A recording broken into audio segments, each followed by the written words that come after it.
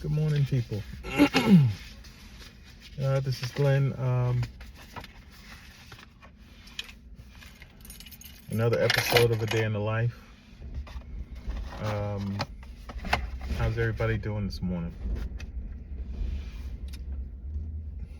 It's another beautiful day. It's Thursday morning, quite breezy.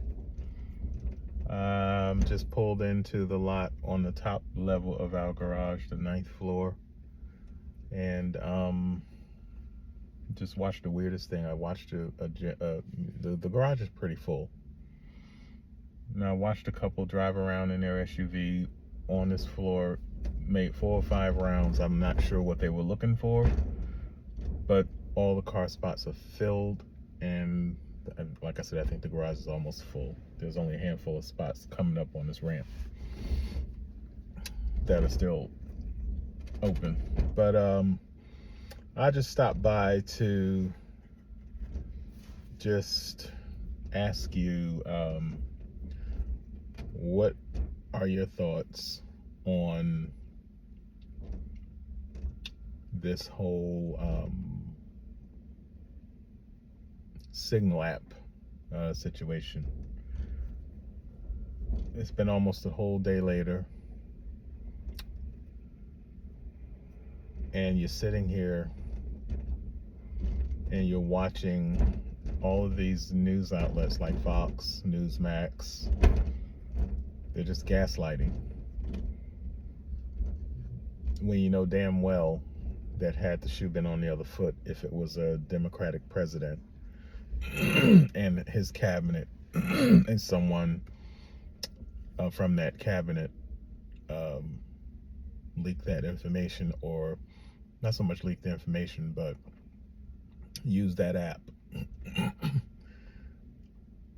exposing some classified information, all heads would be rolling. But what you're seeing now is a lot of gaslighting, a lot of making excuses, people saying things like, well, who hasn't, made the mistake of sending somebody an email that wasn't supposed to get it? I mean, hell, I did that a couple of weeks ago, and I got my ass in a sling for it, and so I know from firsthand experience how you can get nailed for doing that. But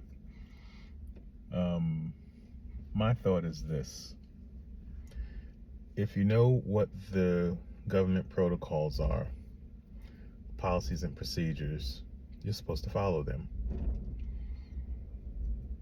If you do something as egregious as this, when it's concerning classified information,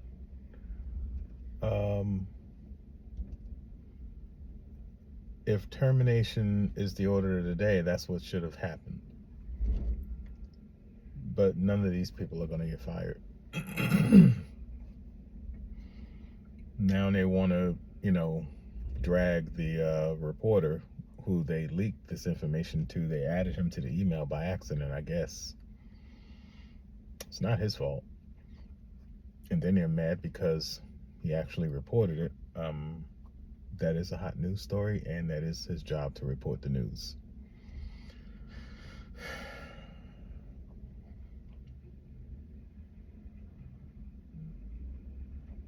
But instead, we get a lot of gaslighting. So, what are your thoughts going to be? Do you think that someone should have their job taken? Do you think that someone should be penalized? I do know that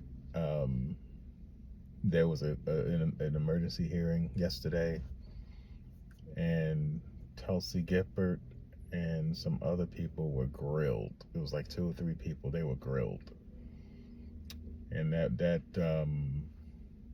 Warner guy, he was trying to rip Gabbard a new one, and she just was gaslighting and refused to answer the questions. I don't know.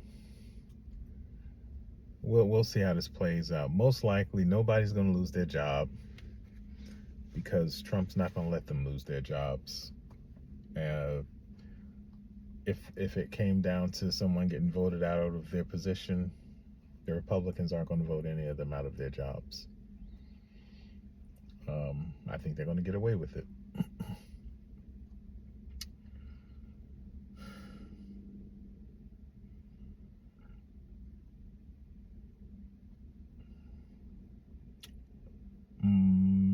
Let's change the topic.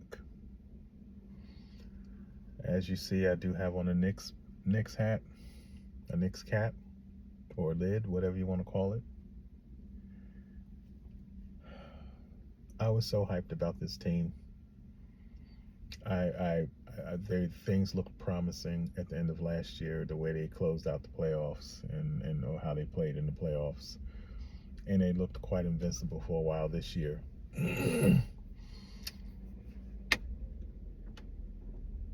But they're pretenders right now because they can't beat winning teams. They can't beat the top echelon teams that they're going to be competing against. They're what, 0-6, 0-7, maybe 0-8 now. All the top teams have been able to beat the other top teams at least once or twice during the course of the year. They have at least a couple of wins. Until you can beat the top teams, you just don't puff your chest out because you're not there yet. You're like 1 or 2 players away.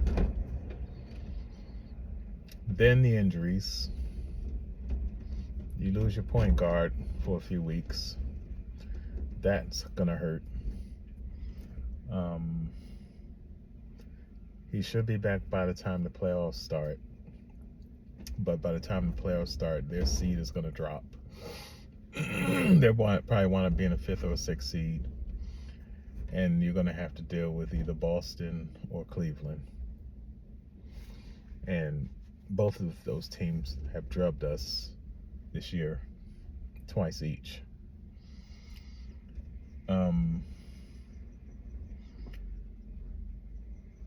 The future is bright for the team. I do hope they spend some money in the offseason and go out and get another big name player.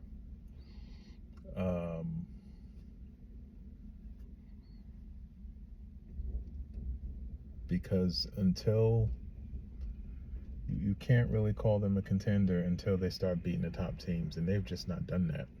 They just haven't.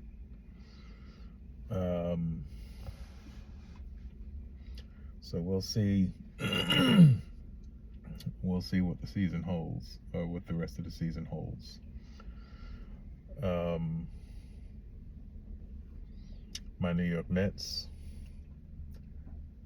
they're expected to have a pretty decent season. They're the 4th rated team in the majors, so they're expected to do very well this year. Plus, they brought in Soto. They re-signed Alonso.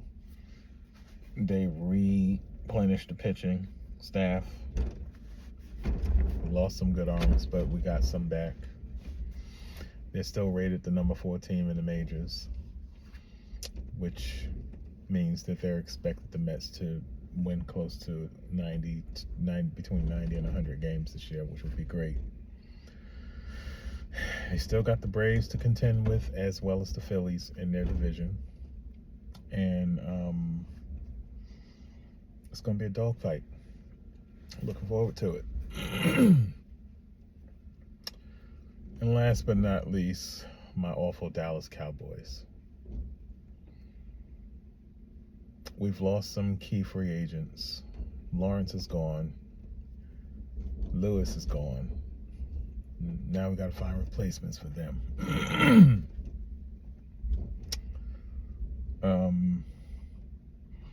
I would be very hopeful if I had a really good managerial staff. The management team around there sucks because they don't spend money on best players.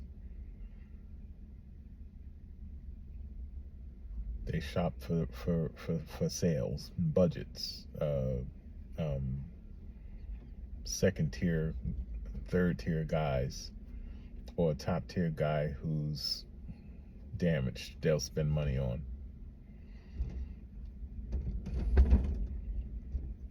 And they're just not managing the money correctly.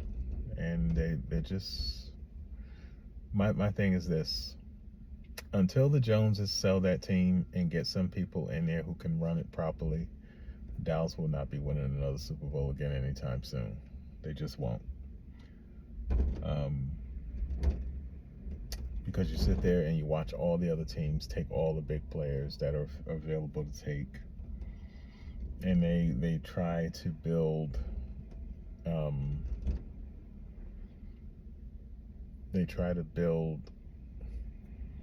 via the draft. I mean, that's a hit and miss situation, and it's just one of those situations that you can't always count on. Although they've done pretty well with their picks, but I just don't see them competing, especially since you have the Eagles in that division who just won the title, and you have the Commanders, who are up and coming and making the right deals, signing the right people. So they're probably going to be even better this coming season.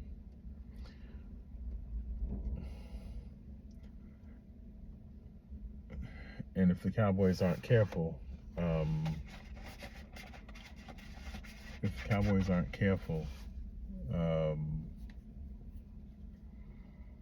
they're going to wind up behind the Giants as well. It's not a good time to be a Cowboys fan. Not a good time to be a Cowboys fan.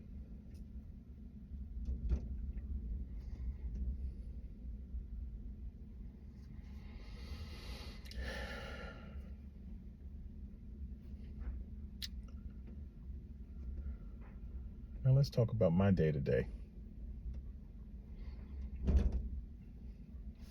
Going back a few months, we've been down a lot of team members.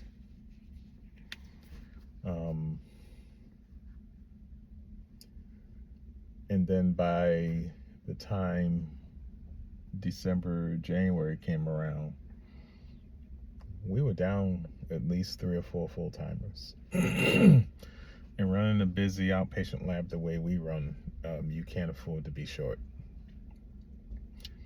You wind up 2 and 3 hours, wind up with 2 and 3 hour wait times, and that's not good for the patients. It's not good for our status as a whole, because you don't want people to walk away with a bad experience, because all you need is for that to hit social media and it's a wrap. So over the last couple of months, we've been interviewing, and we actually hired 4 people. 2 of them I believe are full-timers, and 2 are part-timers. Just looking forward to getting their training complete so that I can turn them loose and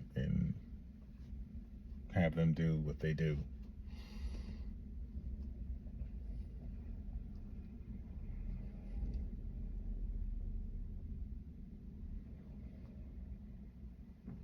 Then they get these surveys. The patients get the surveys, and they grade their experience. And I guess that's just like any other place, any other facility that gets these surveys done.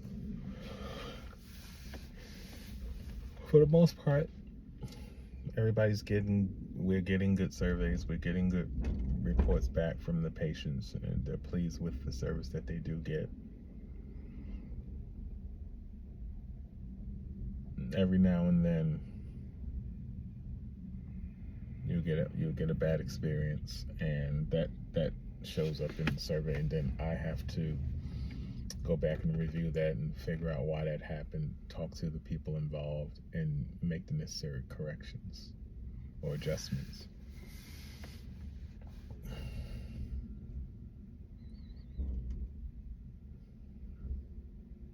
The one thing that you can never expect is to have an unruly or disgruntled employee. It only takes one disgruntled employee to really wreck a team. They can become a cancer to the department. Constant complainers, rebel rousers, chaos lovers.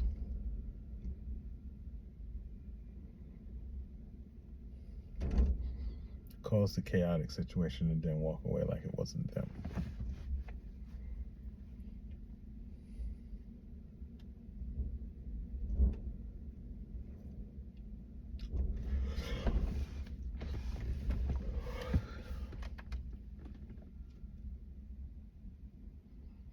Just a little tired. Didn't sleep well last night. Did go by the doctors before coming in here this morning to review my labs.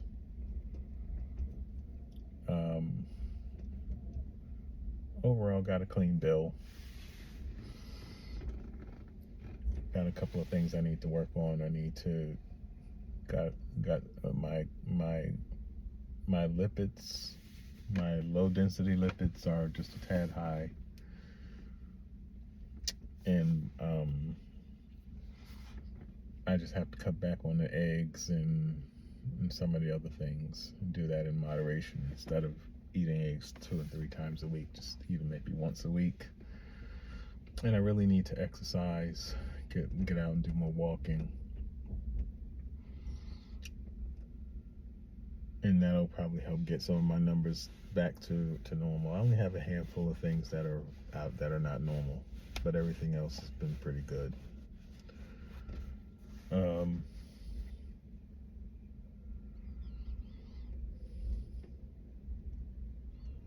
I think that's all I have right now.